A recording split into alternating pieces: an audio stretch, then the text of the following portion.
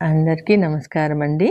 శ్రీమద్ భగవద్గీత 2వ అధ్యాయము సాంఖ్యయోగము 2వ శ్లోకము.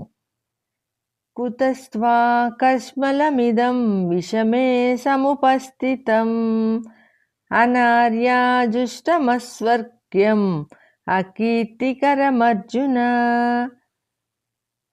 కుతస్త్వా కస్మలమిదం విషమే సముపస్థితం అనార్యాజుష్టమస్వర్గ్యం అకీర్తికరమర్జున. కృష్ణుడు, అర్జున, ఒక పక్క సాధారణ సైనికులు కూడా యుద్ధం చేయటానికి ఉరకలు వేస్తుంటే నువ్వు తీరిగ్గా కూర్చొని ధనుర్బాణాలు పక్కన పెట్టి ఏడవటానికి ఇదా సమయము? నీకు ఈ శోకము, మోహము, దుఃఖము, మనోదౌర్బల్యము ఎలా దాపురించాయి? నీలాంటి వీరులు, పరాక్రమవంతులు, సర్వశ్రేష్ఠ ధనుర్ధరులు ఇలా చేస్తారా? అది ఈ సమయంలో. నువ్వు తప్ప ఎవరూ ఈ పని చేయరు తెలుసా? యుద్ధం చేయకపోతే నీకు స్వర్గం వస్తుందా? రాజ్యం వస్తుందా? కీర్తి ప్రతిష్టలు వస్తాయా? ఏదీ రాదు. ఘోరమైన అవమానం తప్ప. ఆ విషయం తెలుసుకో అని సున్నితంగా మందలించాడు కృష్ణుడు.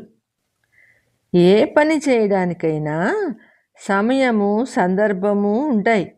ఉత్తి పుణ్యానికి ఏడుస్తూ కూర్చుంటే ఎవరికైనా చిరాకు పుడుతుంది. అటువంటి చిరాకే కృష్ణుడికి పుట్టింది అర్జునుడిపై.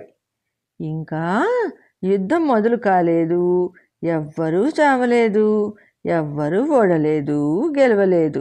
ఏవేవో ఊహించుకొని అర్జునుడు ఏడుస్తున్నాడు. సమస్యను ఎదుర్కోవడం మానేసి పిరికివాడిలా జీవితం నుంచి పారిపోయాడు అర్జునుడు. ఇలా ఉంది అర్జునుడి వ్యవహారం.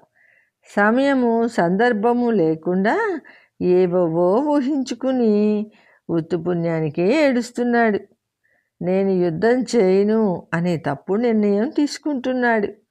దుర్యోధనుడికి సమజోడి ఏమో భీముడు, కర్ణుడికి సమజోడి అర్జునుడు. భీమార్జునులను నమ్ముకొని మిత్రరాజులందరూ యుద్ధానికి సన్నద్ధమయ్యారు. ఇప్పుడు అర్జునుడు ఏవేవో ఊహించుకొని మోహావేశంలో యుద్ధం చేయను అంటే వాళ్ళ గతి ఏం కావాలి? అది కృష్ణుడి సందేహం. పోనీ ఇటువంటి పని ఇదివరకు ఎవరైనా చేశారా అంటే అటువంటి సంఘటనలు ఎక్కడా లేవు. అందరూ వీరులు. శక్తి కొద్దీ పోరాడి మరణించి వీరస్వర్గం పొందారే కానీ ఎవ్వరూ యుద్ధం నుండి పారిపోలేదు. కానీ అర్జునుడు కొత్త వరవడి పెట్టినట్టున్నాడు. పోనీ దీనివల్ల అర్జునుడికి పేరు ప్రతిష్టలు వస్తాయా అంటే అది లేదు. క్షత్రియ ధర్మమైన యుద్ధం నుంచి పారిపోయాడు అన్న అవమానమే మిగులుతుంది. పోనీ స్వర్గం వస్తుందా అంటే యుద్ధంలో మరణించిన వారికే కానీ యుద్ధం నుంచి పారిపోయిన వారికి వేరే స్వర్గం ఏమీ ప్రాప్తించదు. మరి ఎందుకు అర్జునుడు తన స్వధర్మము, క్షత్రియ ధర్మమైన యుద్ధం నుంచి విముఖుడవుతున్నాడు? ఇదే ప్రశ్న కృష్ణుడికి సందేహం అనే విషయాన్ని అర్జునుడిని సూటిగా అడిగాడు. సర్వేజన సుఖినో భవంతు. జై శ్రీమన్నారాయణ. మరొక శ్లోకంతో మళ్ళీ కలుసుకుందామండి.